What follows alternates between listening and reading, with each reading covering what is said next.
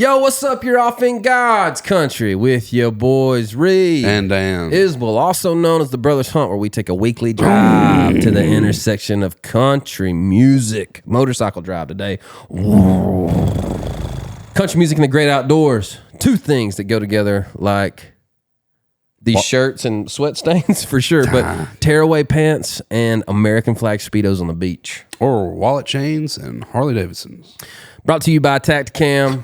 Not happening. Song's not happening today. The 4.0s are great. Yeah, we're got them, man. We're gonna be talking about them all the days, every day. Thank you, Tacticam, for sending us the 4.0 reveal. The reveal 4.0, revealing the 4.0, and you see what I'm doing.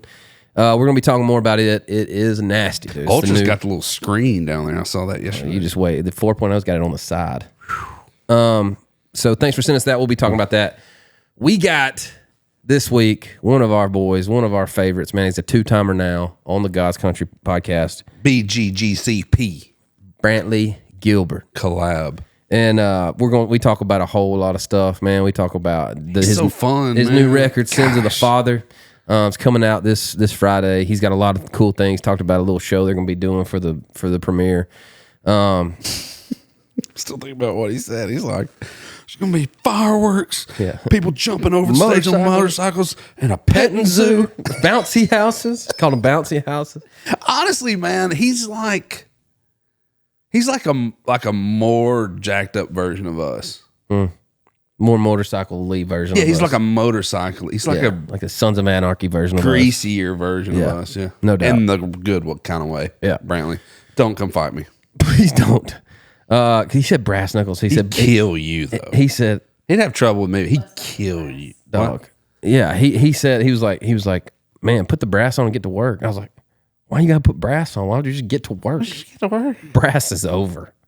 It's over. One punch and it's not a fight. It's dude, if you got a big jack though, like he does, like you don't even need a brass, dude. If Big Jack got brass, but you throw brass on. I mean, dude, you see somebody throw brass knuckles on. If Big Jack brassing, if Big Jack brassed around me, it would be. I'd be out. I'm out. Speaking of out, we're out. Yep. Thanks. Enjoy Brantley. Peace. He's awesome.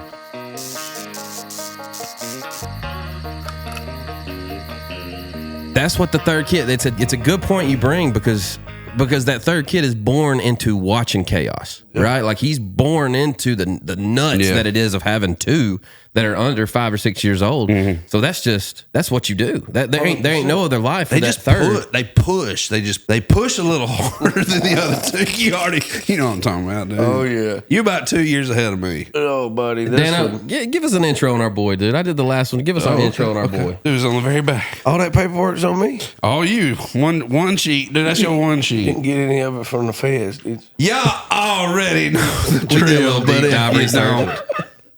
He's a big daddy, husband, known to chase big deer, raise a little hell. Mm-hmm. Little hell? A lot.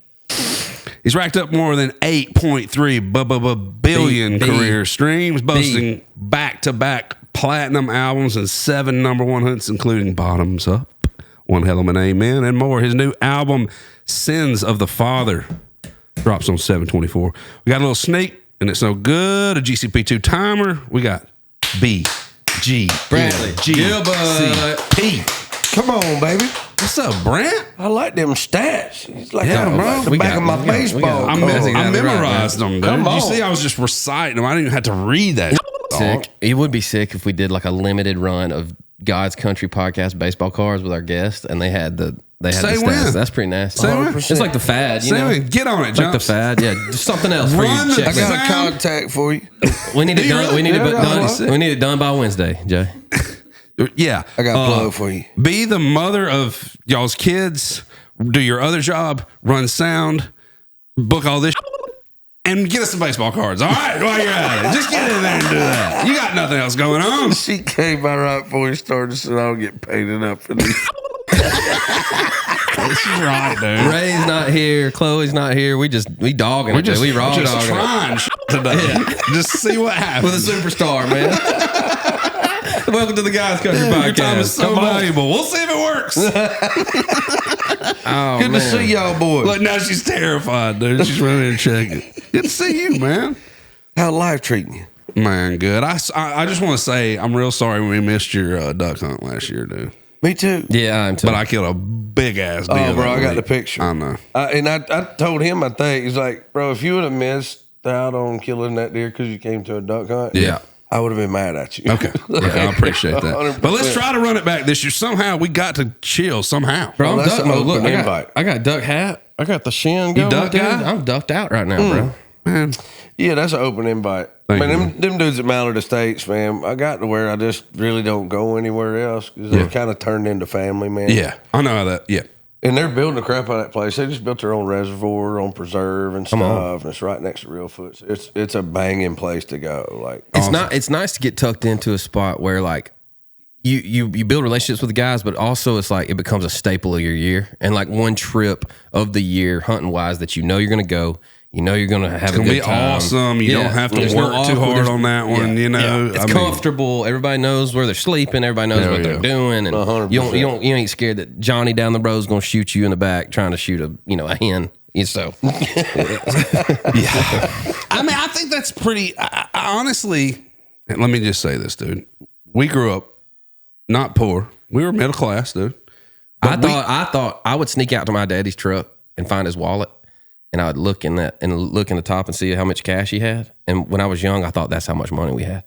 So like, But that's if he all had the just money, cashed yeah. a check and had $400 in there, I was like, we doing it, dude. And then sometimes I look in there, there'd be like a $1, and I'd be like, Oh, we're poor, dude. they So, coming bro- for the house, man. You wasn't gonna tell us? I'd be like putting 50 cents and my dollar I had in my piggy bank on daddy's dresser. Okay, let me get to it. So my point is, Be sneaking it into sorry his about wallet. that derailment, but like we didn't grow up going to like outfitters. We didn't grow up doing it, so I never knew what it was like until we started playing music, and then you get the chance to kind of roll around, see some outfitters and stuff. But dude, I'll tell you, for that, I understand why people do it. Does it cost a pretty penny?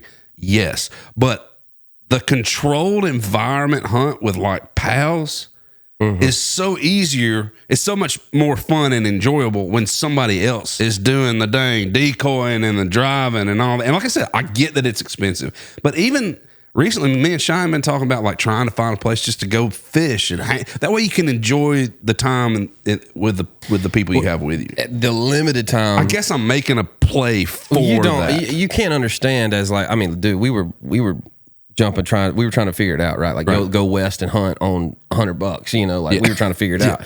But it does feel like further down the road in life, you got kids, you got jobs, 2 jobs, you're pulled in a million different ways, man. Right. But and for guys like us, like you have to get outdoors, you have to go hunt, you have to go do that stuff. And if you ain't got time, bro, that is sometimes the only option for somebody to go and get the full experience of a good hunt, and a good hang, Totally. good food, and you get to really, instead of working the whole time and trying to bust your ass, trying to go find somewhere public and put up a tent. Sometimes it's nice just to. Sometimes it's nice You just can't to take roll up in nobody the to do bed. that either. No, dude, You can't take nobody your with wife you. and kids to go do that. Dude, you got your mind. I'd be divorced. Yeah. I will say my past few hunting trips, like deer hunting trips, Lee Lukowski's rubbed off on me in a million good ways. Yeah. But a couple of, he's got me to where now, bro, I zero in on one, and I want to chase that one. Yeah. Come on, man. You know what I mean? I know Like, exactly there what may you be mean. 3 shooters walking in front of me, and I'm like, I'm looking for that I got one a dude. week. Yeah. You know what I mean? Like, Sure. Yeah. Dude, I'm all into that game, man. Yeah. The cat and mouse between one deer, and I try to find them now. Like I'm looking on my reveal, 4.0. I can't say 4.0 yet. We're finna send you home with some cans. I look at Family my camp. Oh, they good. Bro, I love them guys. Yeah, man. they're great. But I'm on there every day trying to find the deer that like, and it's not what he looks like or like, I mean, it has something to do with it, but just the one that I go, there he is. And then it's game on. Then you're prepping, you're putting in food plots in places you didn't think, because that's where you think that deer's bedding, or you're hanging stands and you're going to war with one deer, dude. 100%. And that's fun. That's Tell so me much how fun. you. don't I'm pop curious. them with a I know bow. we've got to do, but tell me about like how, because we've done it recently in our lives with our kids, and I'm assuming you're doing it too, especially with your newfound sobriety, and not really newfound, but your found sobriety and your family and you're married and all this. How do you go, all right, this is the time that I'm hunting? Because we can't just do it all year long anymore, 100%. Right? You have to zero in on a specific time. How do you do that? How do you approach the wife with this? Is it cool if I do this? I hadn't done it yet this year. He's like, well, I'll let you know. I'll let you know. The conversation last year was, we're going to pull back a little bit. And I was like, bro, I hunted less this year than I ever have in my entire life. It does keep decreasing. I can't, So no, she's, I'd like to say she's getting cooler with it, but she's not. Thank you for being honest. Yeah, she's just not, with three of them running around, man, it's hard to disconnect. So it's almost to where my oldest is old enough to go with me. Yeah. And I think that'll help. So I think there's going to be a couple of years here that are just tough for me to get out. Yeah. And, that's one of the reasons I looked for a farm for 15 years in my hometown. And turning it into something where, hopefully produce a couple deer worth chasing. Sure. I hadn't seen one on camera there yet that breaks my tractor, but we killed a big one last year. Yeah, that was a big deer, dude. Yeah, on Johnson Farm, which is right up the road. And, we've only had that farm since 2021. So we're starting to get out. There's big deer on it. Yeah. But, it's hard to look at a deer in Georgia and go, he's 5. Sure. You know what I mean? We're just now getting to where we're watching some of them grow from an early age, and we know which one they are the next year. Yeah. And I don't know what he is. If you were to look at him, naked eye now, it was like, I wouldn't know how old he was had I not seen him since he was 2. 100%. That's exactly right. You know what I mean? No doubt. It's just now getting there. And that is one of the things about outfitters is you go and they know different deer. Yeah. Oh, dude, they got folders on them. 100%. Yeah. Like you go up with Lee and Tiv, that's a different deal. Oh yeah, yeah. You playing golf in Augusta. That's the Yankees, dog. That's right, dude. He has killed some giants. Oh, bro, he grows them. Dude. But the thing is, like, the ones he's killing ain't the only ones on that farm, man. Like he's got 5 or 6 every year that he can kill. As a dirty old redneck, jealous redneck of my 20s. I used to kind of hate on that guy, man, because I was like, God, he's always. But in my 30s, I'm like, put some respect on his the name, game, dude. Bro. I'll tell you this. And he's a good guy, which made it even worse. Yeah, they're both awesome. I loved him to death. He's kind of been a big brother to me in some ways. Cool. But what a resource to like ask questions about and just pick his brain on deer hunting. I can't imagine. I couldn't get him at one point this year, and I called Tiff, and she was like, Lee. I was like, no, you ain't pulling that card with me. Like he's good. I know he's good, but you spent the last umpteen years with him. Like, right. Your too. Yeah. Oh, 100%. She actually gave me some advice that worked out pretty good on that deer we were chasing. Nice. But, yeah, he came in this year. Not always heard people would be like, well, man, he's got them programmed. This, that, and other. Bro, we came into a farm this year, and a buddy of ours works the lease on a couple places, and there was a giant on this farm he found in Indiana, and Lee went after him, and man, I'm telling you, he had some encounters with that deer and kind of came back, and bro, figured out where he was going to be. It looked like he just kind of threw a needle in a haystack and was like, I'm going to go up that tree. And an hour later, this dude walked by and got clocked. So an hour later, it's the silliest shit you've ever seen, honestly, because it's like, I like to think I'm a good hunter. Yeah. But I've been in the right area enough to see them off in the distance and be like, man, it'd be really cool if they were in bow range. You know what I mean? It'd be nice if I had a 270 in my hand. This jugger would be sitting 35 foot up and look down, and that jugger's still bedded down down last night. But but that's part of it too. It's like at some point, how long you've had you farm for? What, 4 or 5 years is what you said? Yeah, it's just 21, and you've had yours the same time. Yeah. It's like 4 or 5 years. So we hunt a property in West Tennessee, and Lee's there's no telling how long Lee's lived on that property and driven it and knows it. And leased stuff close and bought stuff close. Yeah, it's man, like, and that's what you do. That's the game. Especially in that part of the country, if you're deer hunting, man, like, and you have lived, and Drury does the same thing. It's like, bro, they know those deer, like, like they're pets. They're not pets, obviously, and they're not in a fence. They're free range, but they know what trail they're on. They know where they're going to eat breakfast. They know where they're going to, what field they're going to stay. I mean, because it's all they do. It is 300 and however many days are in a year, 356 of just, or 365. I don't know. I'm dyslexic, but they know. What is it? Is it? Dude, I'm not telling you. I'm going 365. You got 247, 365. You get a second time around. You usually get 3 guesses. Yeah, 3 strikes. You got it in 2, man. There's 56 weeks in the year. That's what it is. I don't know that. I know. There's 52. What? I thought you were saying. Had y'all fool. Let me just say this about it. I saw Lee Lakowski get some ish about saying I can almost pinpoint a 3-day window in which I'm going to kill. To my point, the big deer next. Like he's saying, he can kind of. And people can hate on that, dude. That's how dialed that guy is. I'm gonna tell you though, the coolest part though this year was that farm in Indiana. This was the first year that thing had been hunting in 20 years. He'd never seen the farm. Like really to see him do it on a brand new piece of ground. Now that's different, dude. You got to get a dude his roses. Oh yeah, 100%, no doubt. You know what I mean? 100%, dude. It's not that this deer hadn't been chased. He just hadn't been chased by that guy. Yeah, man.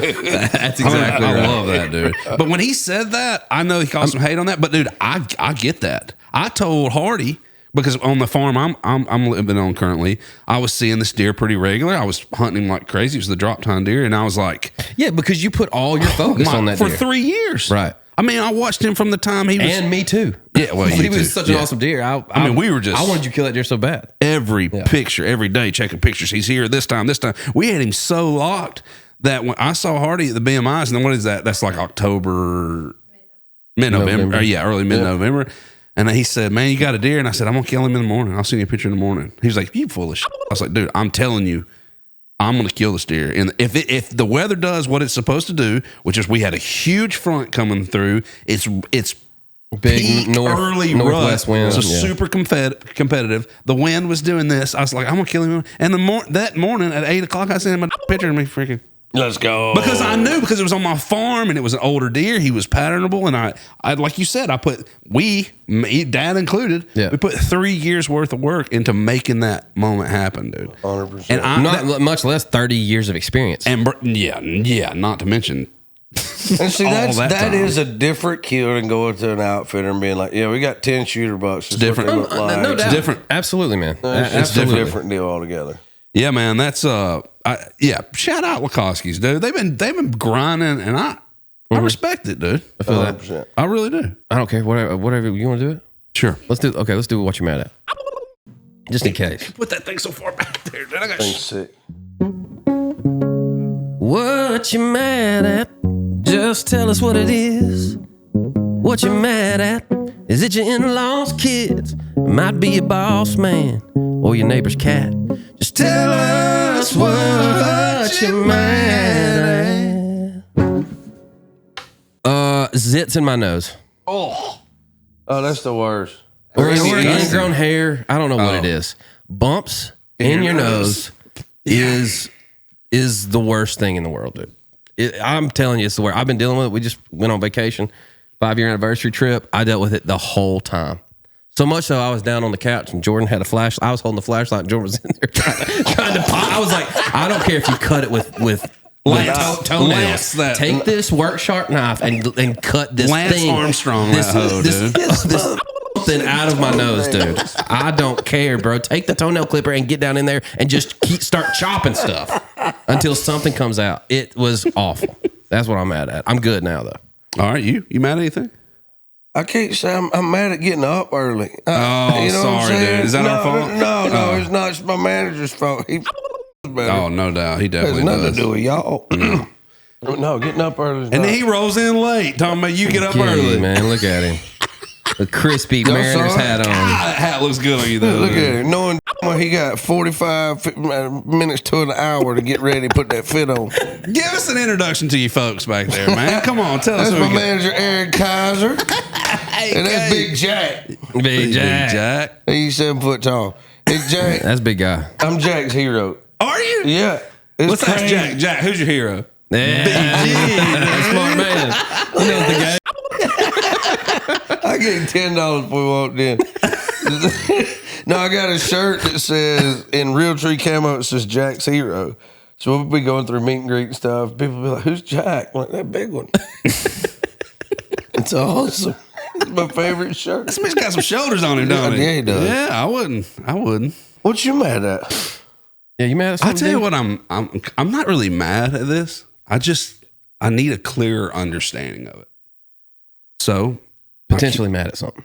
I'm just kind of like weird. It should be what you're weird at for me, because this is weird. Okay. So I'm gonna say a scenario, and you tell me what it is, right? Okay. So recently, What it is? yo. So Willie, you nearly made it spit his Dunkin' on me. So recently, I guess Netflix or whatever, we're always looking for like movies to watch while the baby's going to bed. You got to keep the other two entertained while you get the mac and cheese ready. You know what I'm saying? So we're clicking through the TV or whatever last night, and one of the things that we're subscribed to, who knows what it is, has Willy Wonka and the Chocolate Factory. And I was like, oh, good, clean. Like old school Willy Old Wonka? school, like the orange Oompa-Loompas and stuff. That's Those things are terrifying, creepy, bro. Dude, is it creepy? Yeah, dude. That was like that's for a When kid. they're running around. show. Yeah, dude, it's well, terrifying. maybe They're I messed orange up. and had the hair like Pretty nice. flames. It's a pretty, there is some wacky stuff in that movie. I will just say, like, even some of the stuff that old Willie says, you're like, Anyway, it's better than Disney Channel. I'll say that. And they named him Willie. Now they're gonna kill me. Now Disney's gonna kill me. But all I'm saying is, look, I put the show on. Okay, so after they have announced that there's one golden ticket left, right? I think his name's Charlie. Yeah. So it's his birthday. Charlie. So I don't know if you remember this, but his grandparents and great grandparents are all laying in the same bed. First off, Cool. and his broke mom is taking care of everybody, right? Okay. So they ain't got a lot of money. So for Charlie's birthday, they get him a birthday gift, right? While the competition is going on. Hold on a minute. We're already stopping. You said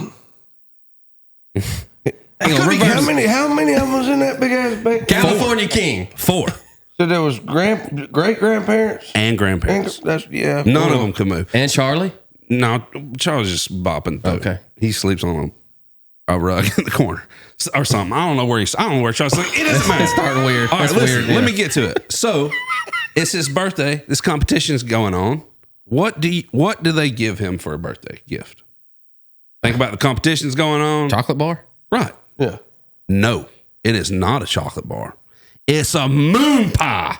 No. It's a moon pie. I saw it with my own eyes. A moon pie's got the golden ticket in it? No, it doesn't have the golden ticket in it. They only come in the chocolate bar. So why did Grandpa Joe give him a moon pie? How do you he get on the some chocolate bar? bullshit. He's I like- would have been mad. That's what I'm For saying. real. So my whole thing, Was the chocolate bar more money? bro, I remembered a chocolate bar just like y'all remembered a chocolate bar. So I it feel got- like a moon pie would have been more than a chocolate. well, here's the thing. A moon but pie. they say in the show, they go, the golden tickets are exclusively in chocolate bars. But this guy got a moon pie. So why do they? But I remembered it being chocolate bar, right? Okay, fast forward. So then Uncle Joe's like, hey, you know that money you gave me to get my... First off, everybody's name in there is like the dad's name's, or the granddad's name's Joe. His wife's name, Josephina. The great granddad's name's George. Georgina. Georgine is everybody in that show is like, my wife would be Danina. Yours would be like Reedina. Yeah. Redina. Brand. Regina. Regina. It's the shittiest writing I've ever seen in my life. Yeah, All right, Brantley. what are you trying to get All to? right, so look, I remembered it as a chocolate Where bar. are we going? Y'all remembered it as a chocolate bar. It's a moon pie, 100%. So that gets me down the rabbit hole. Well, now there's this whole conspiracy that it's Mandela effect, that it was a chocolate bar at one time and they've redone it. No, it was a chocolate. Charlie and the Chocolate Factory. Dude, I'm with you. That freaked me out. So I popped in and was like, okay, here's some predictable things, okay? Life is like a box of what? Chocolates. No, life was like a box of chocolates. It doesn't say life is like a box of chocolates. Bull Mandela on that ass. That's what I'm saying, dude. Life is like a box of chocolates. Life was like a box of chocolates. Now, that's do wrong. this one. That was wrong. Huh? How does this go? All right. All right. BG's face. All right. What does Darth Vader say when he's talking to Luke right there at the end? What does he say? Luke, I am your father. That's why I remember. I don't know that I saw that movie. Wrong. Correct answer is no, I am your father. That's what I'm saying, dude. This Mandela. Okay. Where are you getting this? Where is your source coming from? This is Mandela. Check me. Check my shit, dude. I'm telling you, this is true. All right. So look, how about this? What does the Monopoly man wear on his face, dude? An eyepiece. No monocle. No monocle. Look at Big. What's your name, Big Jack? Yeah, look at Big Jack back there, dude. What? No monocle, dude. That's what I'm tapping into. You were telling him about this weekend? Are we crazy? Are we crazy? How did all of What us... about the movie Sinbad was in? Never happened. Remember that movie Sinbad was in? I thought it happened. The kid and Shazam. No, it didn't happen, dude. Look at Brand. Really, his brain just broke. Yeah. What the you mean it didn't happen? You know what I'm talking about? You remember the movie with Sinbad in it? What was he? Like a genie or something? Yeah. No, man. He never was. happened. And then he's been asked in He interviews. was a genie. He's been asked in Look at interviews, Big and Jack. he's like, Look at Big I ain't Jack. never. He said, I ain't never been in no Never movie happened. where I was a genie. What no movie named Shazam with him Sinbad as a genie, dude? It was Shaq. Ain't it? Yeah, it was Shaq. Dude, Mandela effect is tripping my brain, dude. The weird. chocolate factory. So he hit the golden ticket in the moon pie? So That's what I'm wondering, too. There was no golden ticket. They said you can't get the ticket from a chocolate moon pie. It has to be the bar. So then Uncle Joe sneaks out another bar from under his pillow. He's like, here, I got this one for you too. Opens it, nothing. Right. So then he goes. You say right like I know. Well, I know it's 20 years since I saw the movie too, but I watched it last night. So the way he ends up getting the ticket is he's walking home from school after they've announced they've all been found. Dude in Paraguay or whatever was lying. He finds a quarter, goes in and buys 2 chocolate bars. Is in the second one. But Get out of here. That's what I'm saying, dude.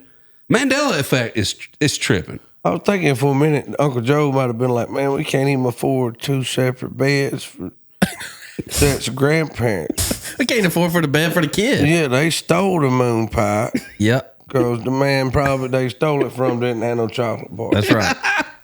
That's right. Dude, they got some, I'm talking about some dank ass pajamas on too. They look rough. I'm talking about, Bro, we were talking about this the other night. Like, you know, you have certain movies that you're fired up for your kids to see, and then you watch them, and like the effects in them now, you're like, kind of suck. it was really cool. Yes. Back then, and All right, somebody give me- brought up that Rambo was one of those, and I was like, that doesn't count.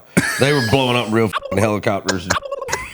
It was like, bro, it was the other. I saw a clip from one of the ones the other night. It was so funny. It was like they're surrounded by Russians. I think they were Russians in this one.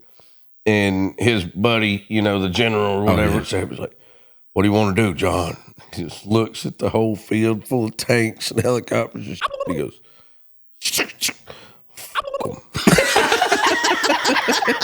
That's the story of my life in the music business. Yeah, You know what I'm saying? I feel that, man. Yeah, there's some. Yeah, you could line that one up for sure. Anyway, right, so- Mandela effect's wild. Yeah, that's crazy. So, well, hold on. What the on the Monopoly dude's head? Nothing. You just got a hat on. Does he have a monocle anywhere? Like I remember him he's holding something. I mean, I remember it being on his eye, but I it do ain't. too. They're saying no, sir. The minute you said You that, can't pass that's go. You the- can't pass $200. Yeah, that's what I was. I got a monocle on. What's up? Yeah, no. dude, I can see through my monocle. Speaking of monocles, and Anyway, that's what I'm mad at. I should have said this. Speaking of peanuts, I want to see. I heard you be shaking your booty on the beach, dude. Little peanut shaking. Banana hammock, right. dude. I have not seen this yet. Oh, just tap in for a second. Will change your life. Get the pants act up. Oh,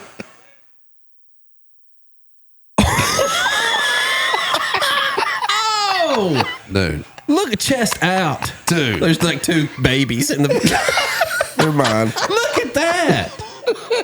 They up in there. Oh, Oh, yeah. he was full fledged. Is that 4th of July America, dude? No. Spring break. All right, we got Hey, you looking good. I know he's looking Appreciate great. it. Yeah, No Kermit the Frog going on. But I just needed a chiropractic. All right, so set We're a little set humpback that in up, this man. So we were on vacation at spring break. So all these college kids was down there, and all of them was wearing thongs. I don't remember. That wasn't like that when I was. It wasn't accepted. First of all, it was like, yeah, you might as well be naked, which nobody in the back in the day did. So I was, that was cool. But they kept setting up in front of our beach chairs, and that's my wife's like pet peeve. Like we go to the beach and mind our own. It's supposed to be a private little thing, and people set up in front of it. So I fixed it. I went up. I had these little tearaway pants that I saw. You bought them tearaway pants specifically for that moment, though. For a couple of years back, my mother-in-law was going on vacation with us, and I just want to kind of let her know what's up. So I had done it in a setting that was just like me, my wife, my mother-in-law, and our kids. Okay. But I hadn't done it in public. And I was packing for the trip, and I was like, "Oh, you're packing all right." Yeah, I'm taking that with me. So when they did that, I told my wife, "So we're gonna fix them." And I went up there and got them. Everybody else was wearing a thong, so I figured I'd bust one out too. Yeah, tan the cheeks a little bit, and well, they could use some tanning. Yeah, for sure. They could use a little sunlight, no doubt. Yeah, But it was. it was okay. dude. There's a little cake. I was doing my thing. What was the reaction?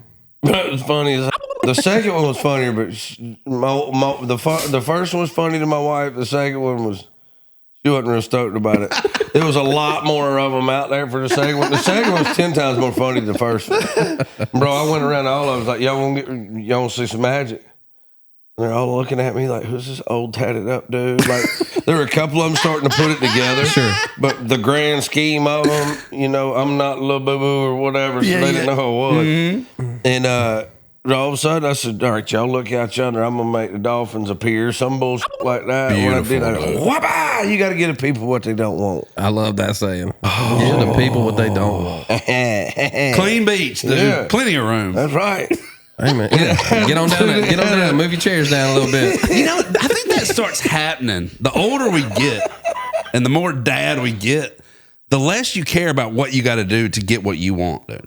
Preach. Like, you don't... Especially if it concerns your wife and your kids and your family. And it's more of like what they want, There too. ain't nothing off limits, dude. You just got to do what you got to do to get what everybody wants. Yeah, And if exactly. it's breaking out a thong and some windsuit pants, Get out of here. get after Give it. me my view. Oh, You're going to be seeing this You're all going to be day. watching this all day. But why were they still up in there? No, that was manual transmission. That was intentional. How did that feel? Wasn't no automatic. Did it feel awful? I don't know why anybody would ever want to do that. I agree. I agree. That's wild. I don't understand the premise. But them things are for sale, so somebody's buying them. 100%. I mean, for real. And I do love. A thong on yourself? Yeah, like Okay. I talk to my wife, break them things out. I'm like, yeah, No, dude, Oh, you mean on your wife? Yeah, not yeah. on you. No. Okay, no, sorry. no. Hey, you're going with him. I was like, no, I said, oh, okay. I've never done that. I don't think I could really do it. What these were? All right, what I had were Speedos, and they were a little cheeky in the back. So I just went ahead. You just went ahead and went. Yeah. Yeah, if you're going to go. If you're gonna do it, Now you know how Luke Bryan feels. them jeans. Taking that booty in front of everybody. Yeah. Wow. I want to shout Luke Bryan. I like Luke. He's fine. Yeah, he's fine. Luke's a Okay. damn trip, man. He is a hoot. trip, dude. He had us in Have you seen that? stitches. Have you seen that stuff where he's like defending this tune and he's like climbs Is up that the how deer climb stand? He's tree? like, that's how you climb tree. I did see that, and I didn't know what the hell it was about That's what he's until you talking said, right? Yeah. Okay. This is how you climb tree. just diving into it, man. Just taking it. I And mean, going. look, at this point, you are what you are, man. Oh, bro. And he is what he is. I ain't mad about it. Yeah, The absolutely. crazy thing I don't I'd get climb tree for $50 million a year too. is why people are mad at Luke Bryan for being Luke Bryan, dude. Luke Bryan That's is wild. Luke Bryan. Why are you coming to get mad at him when he has been himself the entire time? People out there want to be mad, man.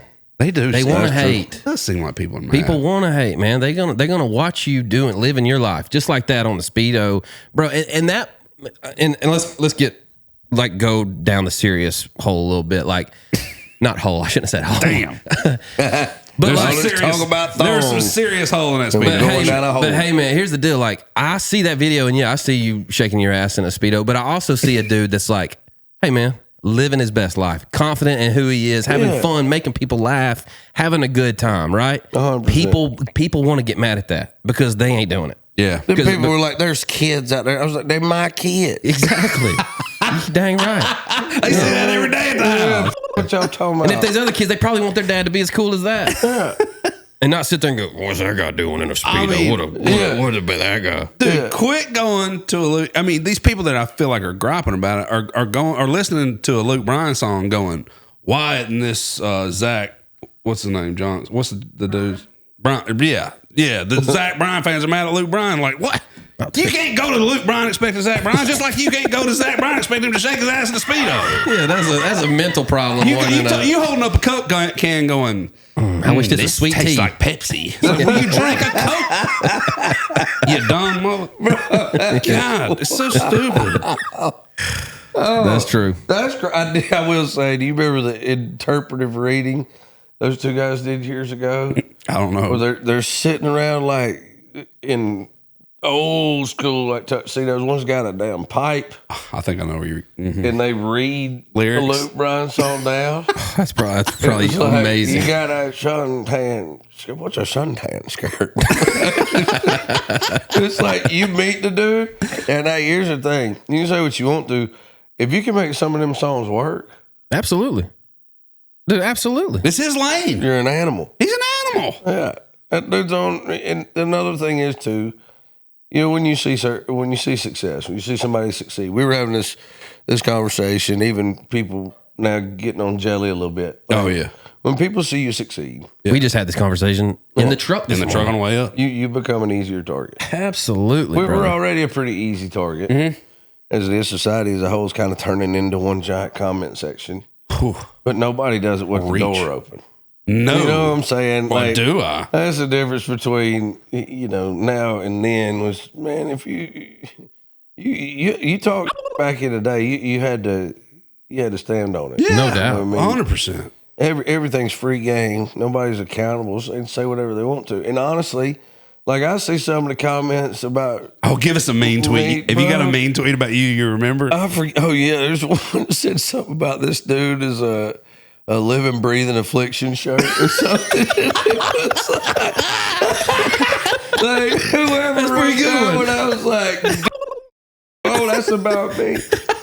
You know, but I mean, some of them are gold, man. It don't, honestly, that's not the reason I don't frequent social media, though. Oh, yeah. It's just there's not a whole lot on there that I feel to be Beneficial. to a dad and a husband of three. Oh, Yeah, man. You know what I mean? Absolutely. And but somebody said the other day, I said that in a conversation, and somebody was like, well, it says a lot about your algorithm. I was like, you got me there, Yeah, too, you got me. probably, you know? that fine you page. I can't help when I scroll through faster. You know what I mean? No doubt. But no, for real, it's I'm wide open from when you sign up to do what we do for a Sure. living. Absolutely. That's part of what you're Yeah, signing better have up tough for. skin because they're coming for you. They're coming for you. And my thing is, at the end of the day, man, I'm, you know, with this new album we did, especially, it was like, we're going to catch heat for whatever. It never even entered the conversation. We just like, hey, we're going to go old school. I want to go back to the things that made me fall in love with what I do for a living. Wow. There may be some songs on there. There's definitely going to be some songs on there that certain people don't like. And, yeah, cool. We're doing it anyway. Yeah. It's like we wrote a lot on flat top, less on, you know, pre-programmed tracks and stuff. Like we intentionally kind of went back to old school and tried to write around the rules. You know, when we're sitting in a writing room a lot of times, we can't do that. Why? Why can't we do that? Yeah. And somewhere along the way, somebody said it was a bad idea. Right. We didn't know that. Almost everybody's favorite albums are your first two, right? You got your whole life to write those first two. People say that's one of the reasons they're the best two records you write. I think that's part of it. I think the other part is you don't know the rules. You don't know the red tape. You don't know what's commercial and what ain't. You just know what feels right. And To you go with too, it, and 100%. that's something that like let's get into this conversation a little bit. Is like when we're writing necessarily like for you, there's a line, right, to write for your fans and to write for you. So like when you're writing a new record, it comes out this Friday. When you're writing this record, like, are you looking at it, man, I'm gonna write this song for me, 100%, or I'm gonna write this song for my fans? 100%. Well, what I've found through the years, man, and this is, I feel like this is in my case. I did figure out something out, man. I've been less apt to hand out advice over the last year or two because the way we came up and the way we did things in the early 2000s is a lot different than the path now. The path we took, the old school path, where you went and played those little hole in the wall bars, and then the next biggest bar, and then eventually you play the club. You're like, holy shit, we've done something. Yeah. You know what I mean? You get paid $2,500 for a show. You're freaking out. Oh, that market's not there anymore. Yeah, it's not there to an extent. Well, here's the thing: these bar owners involved too. They know how to fill their bars. So what's the they move? They don't need us to do it.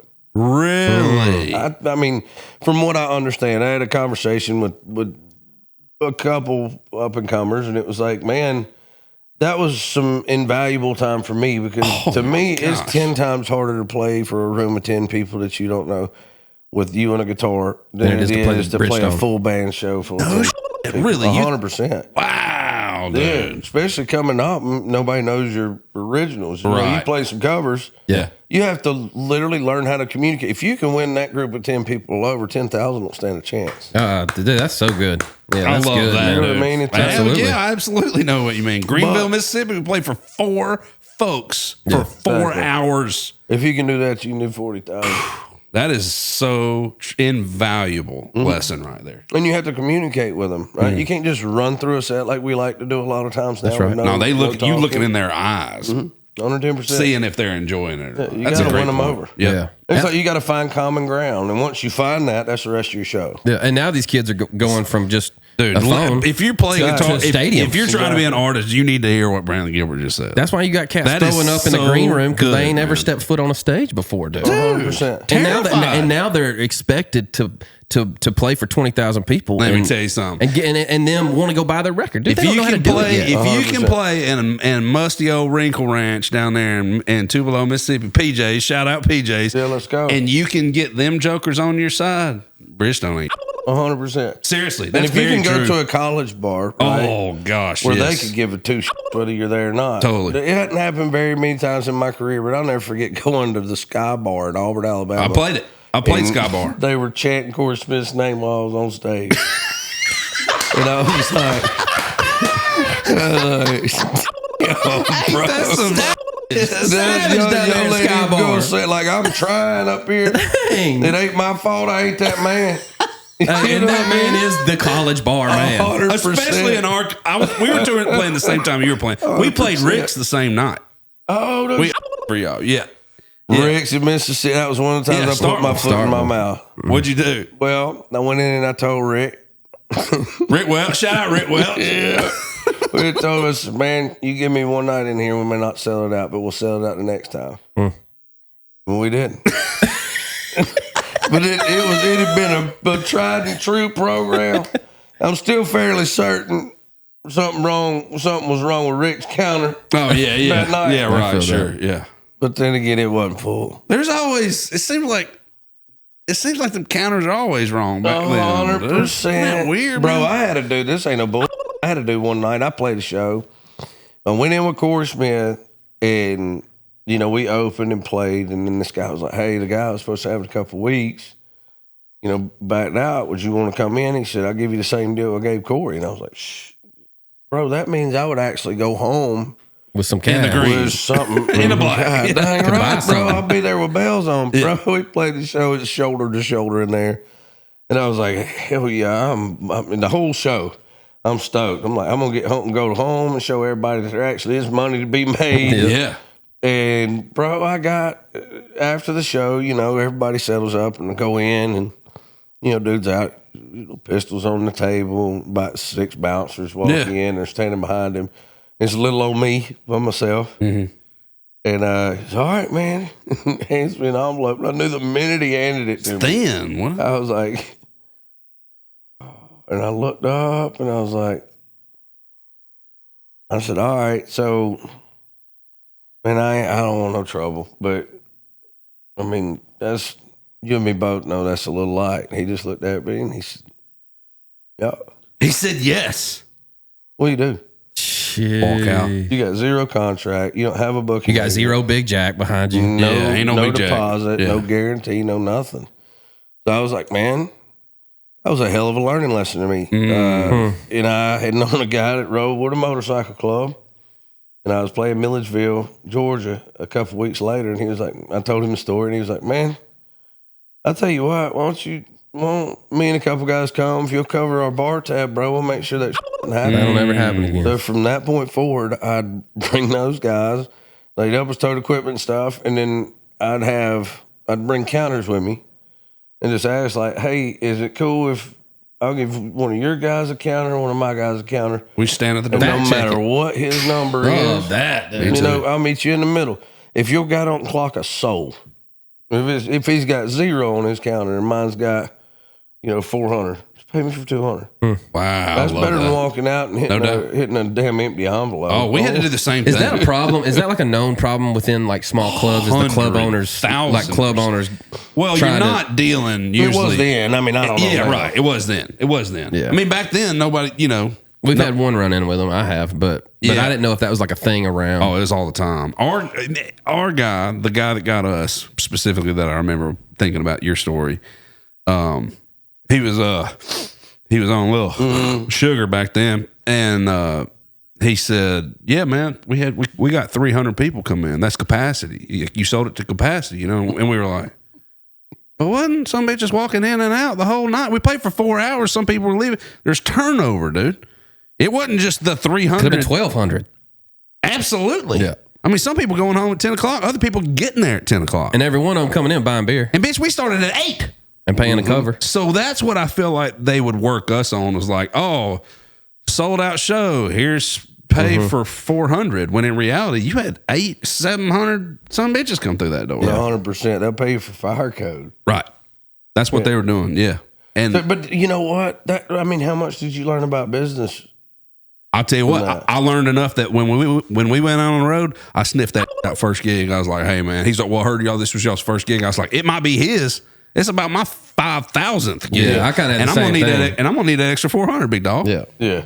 Yeah, because we got to get to San Antonio. We ain't got no money. Well, it's like, we hired as a necessity. So it was like, I need a booking agent, not just so he puts me in rooms and fills my schedule. I need that guy so we have some type of contract. Yeah. That's a great point. Maybe we get some money up front and stuff like that. But I feel like those grinded out years, man, where you learn invaluable information. Like, not only about music, about the kids that get their shot now. It's like, well, I'm going, and I've been one of those guys at points when, and it is frustrating as a guy that chopped wood, coming up to see somebody hit a song on TikTok, and the next thing you know, they're just bawling out of control. It's like, oh God, I mean, man, Must be nice. It broke 4 times doing this. So yeah, there's parts of it that are frustrating, but I'm past that point at this point in my career, man. I'm stoked for these dudes, but honestly, there's a big part of me that is sympathetic in a way because they're going into big rooms. They didn't have the training. Zero training. They don't know how to play to a room of 10 folks. So how are you about to entertain 10,000? Yeah. And here's the other thing, like that's a big one. It's just communication, right? And also we had the chance, when you're building, you're coming up the old school way, you'll luck up every now and then and get put on a festival date with somebody big. Sure. And I'll never forget, man, we got on one with Toby. And eventually we did a tour with him in 2012. But dude was nice enough, like, never forget, introduced himself to the band and the crew. Like, McGraw was that way. The first show out with McGraw, he went out and introduced himself to, he's out working out 'cause he's just a phenom. Yeah. And I look out the bus window and he's talking to the crew guys and stuff. And, bro, that was just seeing that. It was like, man, you see a lot of the good and you see a lot of the bad. Like, you get treated bad by somebody who's like, well, all right, cool. I know I don't want to treat people like that. Yeah, man. and that speaks volumes, man. Like you see a superstar out there doing his thing and making everybody personal, being personal to everybody. Like, yeah, that speaks volumes for him and his ethics and what he does and how he treats everybody. But there are select few. Like, tell me if I'm wrong. Okay. But if you were to meet Hank Jr. and he wasn't a little bit of a you would be so disappointed. I get that. I get that. You know what I'm saying? If the dude isn't a living, breathing rattlesnake, I would have been disappointed. Yeah, I'm and with he that. came through for me in a big way. Like him and David Allen Coe. David Allen Coe was R.I.P., dude. for me. I love that guy though. Yeah. But you never asked him a question if you didn't Want to know get your the head bit answer. off. Yeah.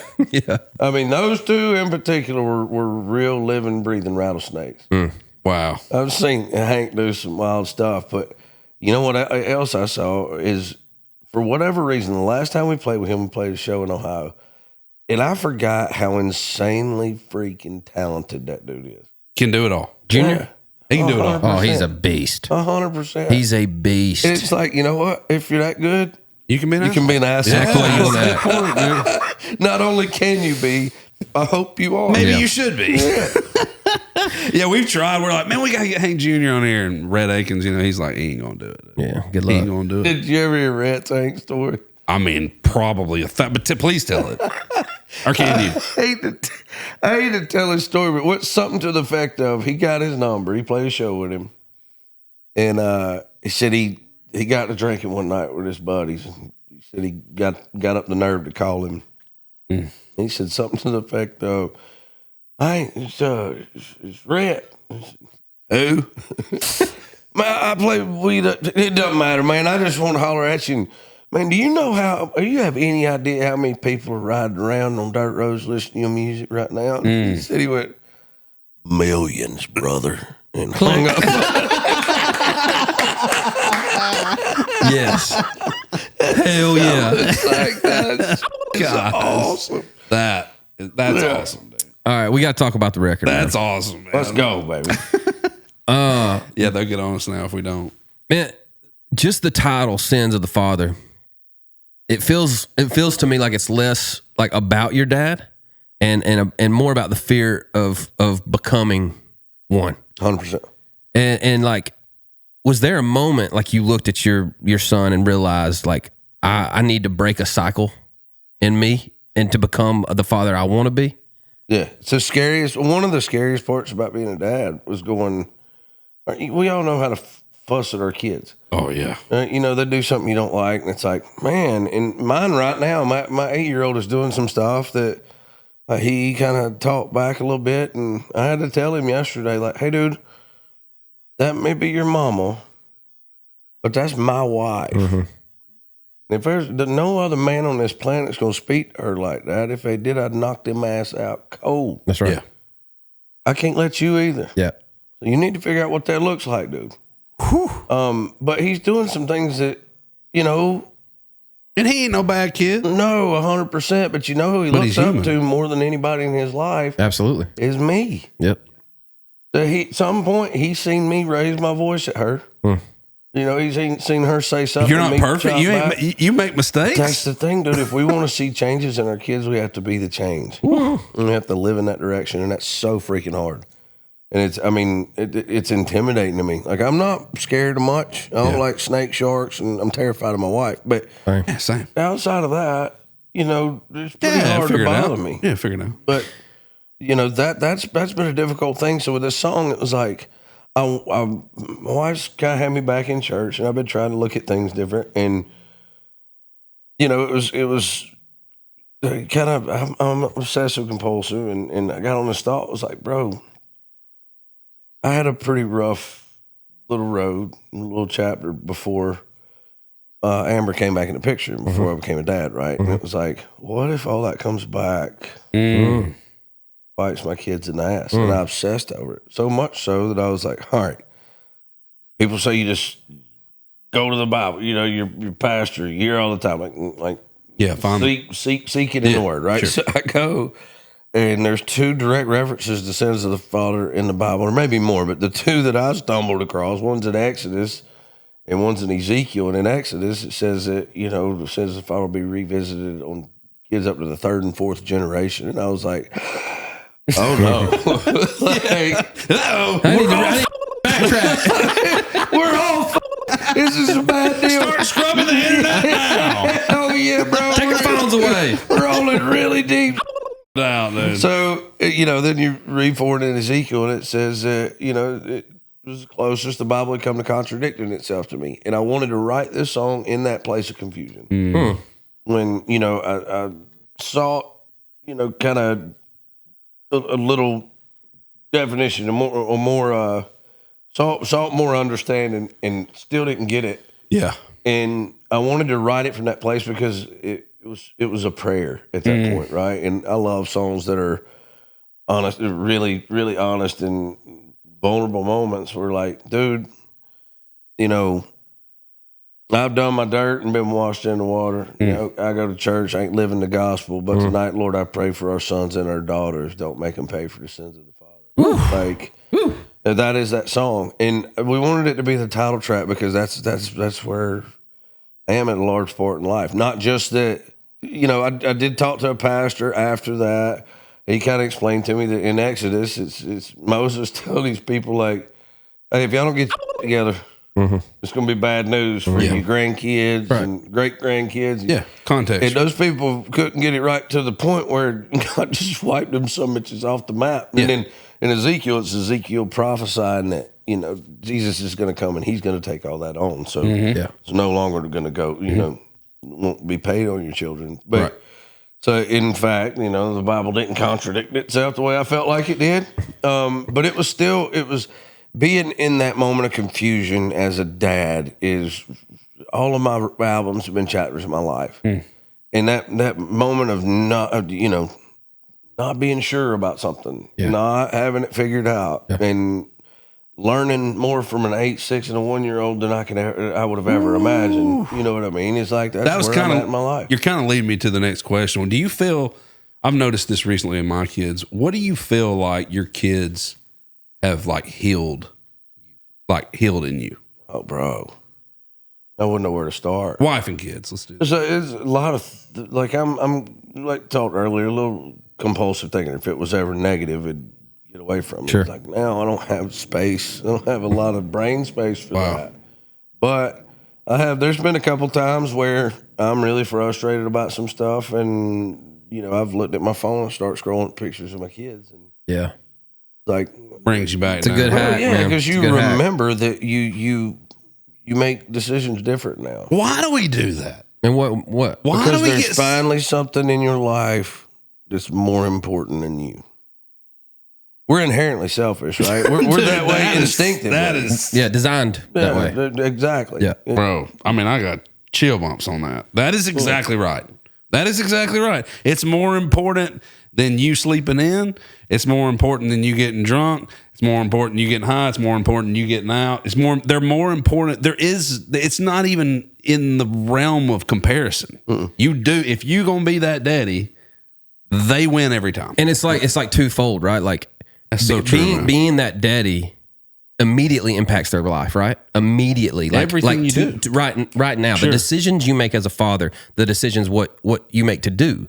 How do you react to a situation that they did something wrong? How do you react to that? Your response immediately affects them. But it also 38 years down the road affects them. Totally. So, and that's kind of what we've been talking about is like, man, is like you can see people and you can almost tell like, man, like they had a good daddy or their daddy, like it was lacking. It was one of it's the like other. a daddy problem. You know what I'm saying? Like you can tell, and it's females, males, sons and daughters.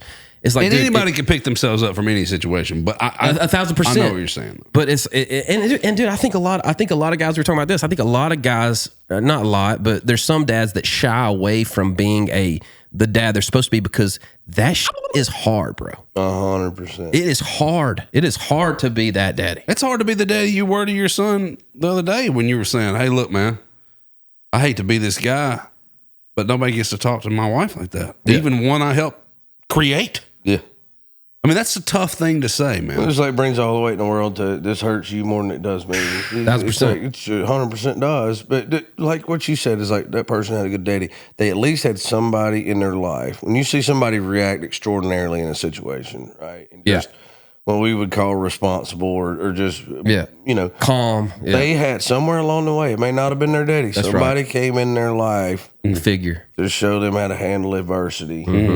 In maybe not a healthy way, but a productive way. And bro, it's invaluable. 100%. For the figure that's doing it, it does so much, and then for who's he's reacting to. I tell my daughter all the time, like when she gets in trouble, she does something. I'm like, hey baby, it's God. God sent you to us and to me. He made me as your earthly father to make you better for Him. I was like, so I'm getting on to you not because I'm mad at you. It's because I love you and because I'm trying to make you better as a daughter, as a woman, as a female. Like I'm trying to make you better. I kind of adopted that. I'm gonna be honest. I've been saying that to Liza lately. Just like, hey, the reason I'm doing this is because it's my job as a dad to make you the best you can be. Absolutely. Like how you acted to your mom or how you acted to your brother is not acceptable. That's the calling. And if I wasn't doing this, I wouldn't be a good dad. And I want you to be a good person. I want to be a good dad. Absolutely. I kind of adopted that. So 100%. I'll ask mine, what's my job? Make me a better man than you. Wow. Yeah, come on, dude. That's great. So what's that look like?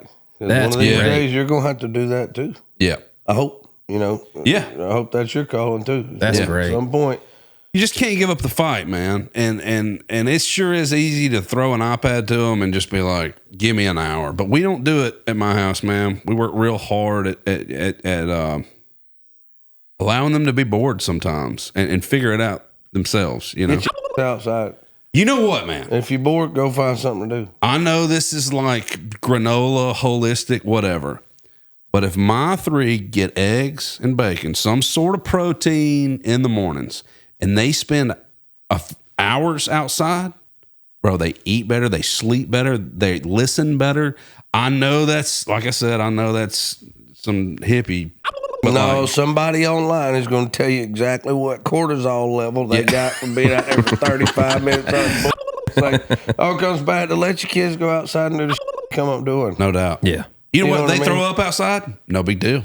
Yeah. Dogs eat it. They throw up inside, you got a whole mess. 100%. They spill cereal inside, whole mess. Yeah. Spill it outside, don't matter. Not saying that it's going to happen. It's still going to. They're still going to spill milk, throw up inside. Yeah, I'm just saying, if they're outside, that don't matter though. Yeah. Dogs eat it. Hey, I want to talk about begging for change. Let's go. What do you think?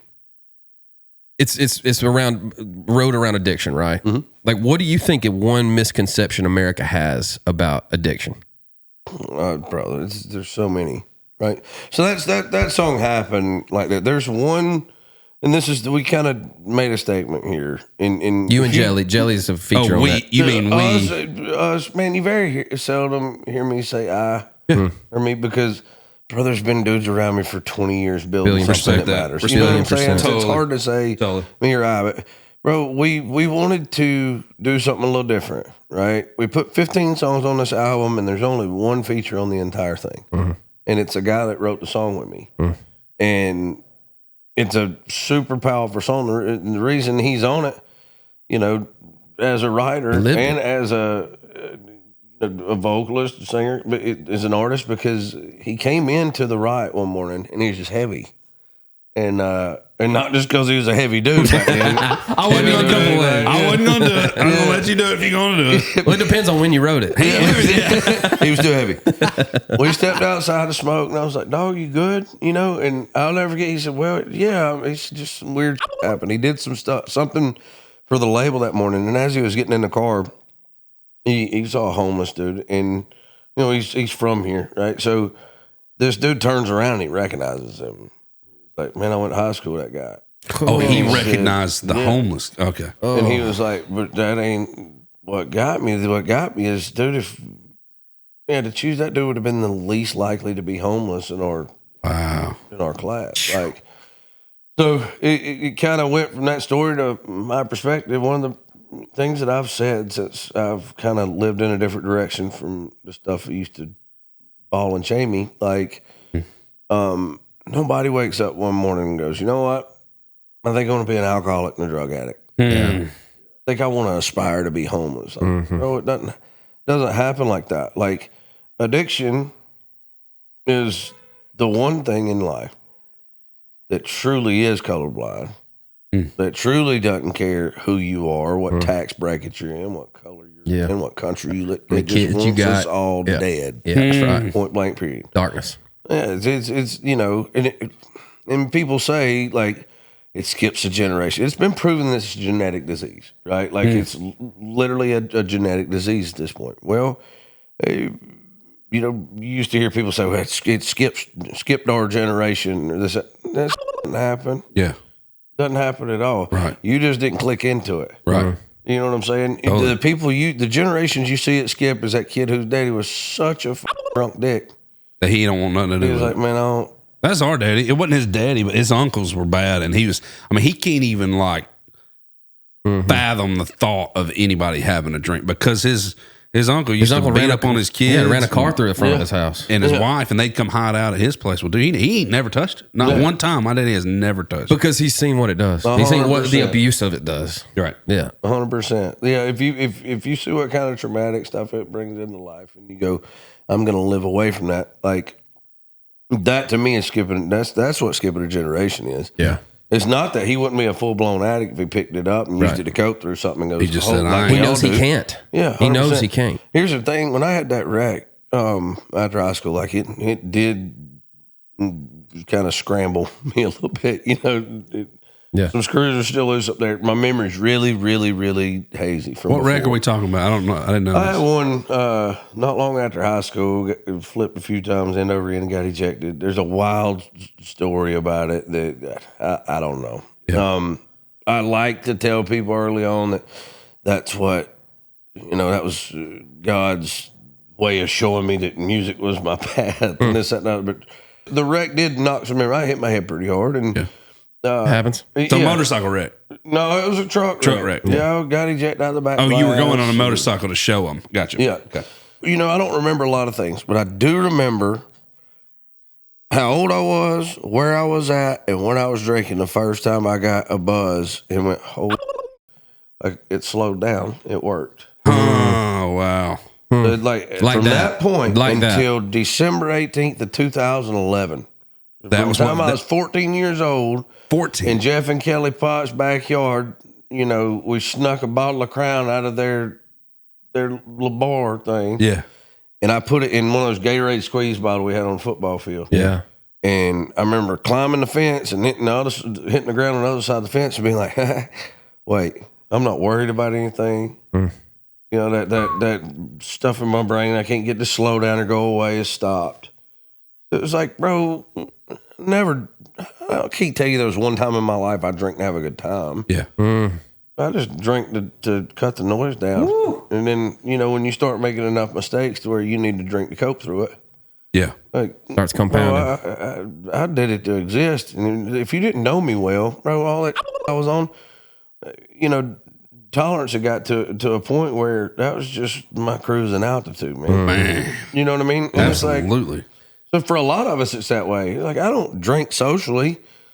Like, I drink with a purpose. Golly. That's wild. And it's hard to understand as someone who's never done that. Yeah. But I completely understand that that's the world's way of telling you that that's how you heal. Because addiction lies and the world lies. It's a lie. Well, it is to an extent. But it also the flip side of that coin is, bro, worked. It worked. Yeah. But which might be part of it. But I do think there's certain ones of us. I'm one of them. God wants me to work through some instead of hitting the easy button. Amen. God's like, hey, dude, I put that shit in your way so you learn how to work through that adversity. Yeah, and who I was. Not so you can skip over it. Or who I am. You're denying my blessing. Yeah. Yeah. It's the his blessing he ever gave me. But yeah, I do think that's a thing. And there's a lot of stuff about the song that starts this entire album off is the addiction. And you know, that's another thing we like to say in recovery. There's a lot of things we like to believe, but at the end of the day, I mean, I just say, this is my opinion. Addicts, we replace our addiction. Right? Your addiction, your new addiction might be treatment itself. Recovery stuff.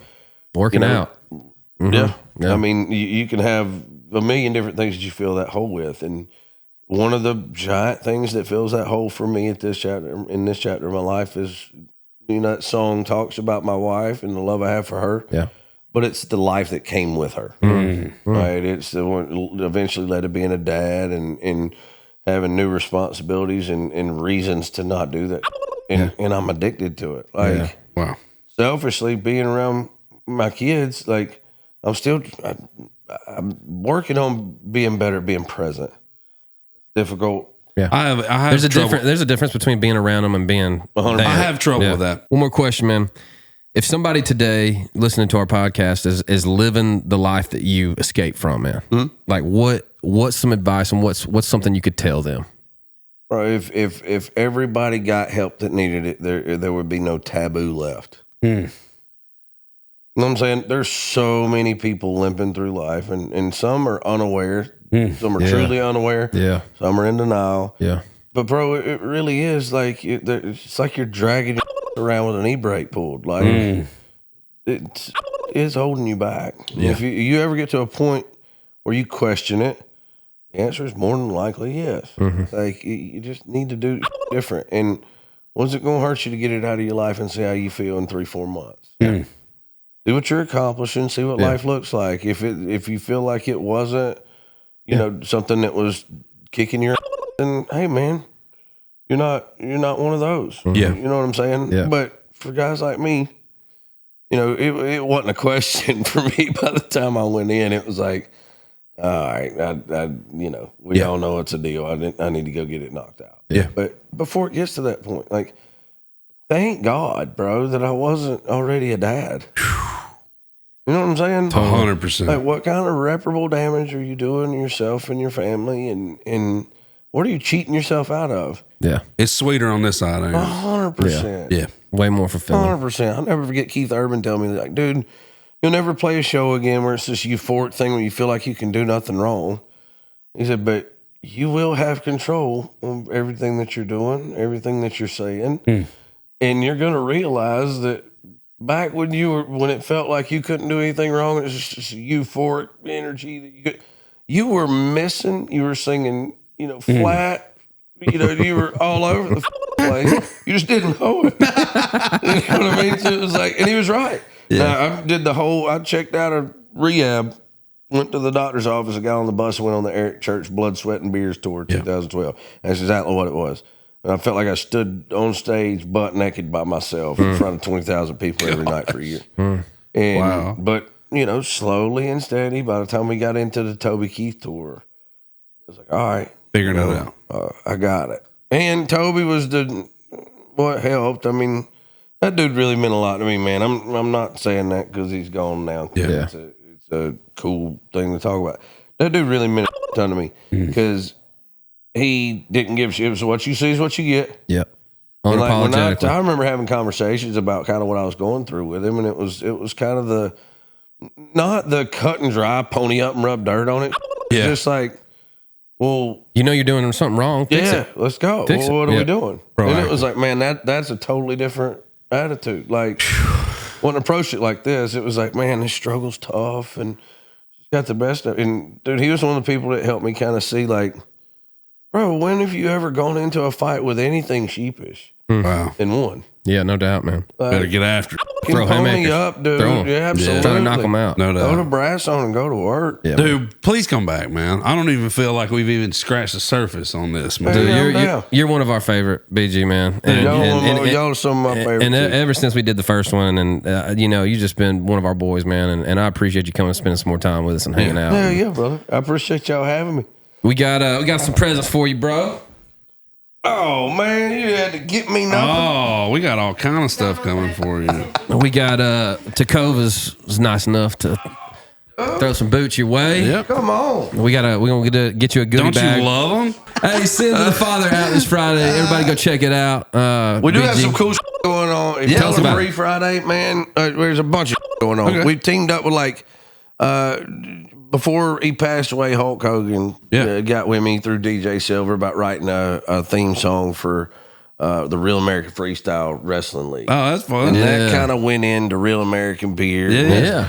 So, dude, we're kind of doing some stuff with them that's super freaking cool. Yeah. We have a zero now that's like alcohol-free beer. Try it. So I can drink Colas with the boys now. Yeah, man. I've had them around the pool. So, yeah, there you go. Yeah, man. So, kind of teaming up with them. They're in on it. But Andy Frizella in First Form stepped up in a big way and helped us put this thing on this Friday for the album release. Awesome. We're going up here to Speedway in Nashville, and we've teamed up with Nitro Circus. Nice. Those they're gonna be dudes doing are the thing? literally going to jump over the stage While we're playing. No way. Yeah. That's nasty. There's a petting, and it's all free. There's a car show. Bro, break out that 100%. rip out pants as Travis Pastrana's doing double flip over your Take back. that shit, ISIS. He's like, America. they're jumping over the stage. There's a petting zoo. A car show. There's bouncy houses.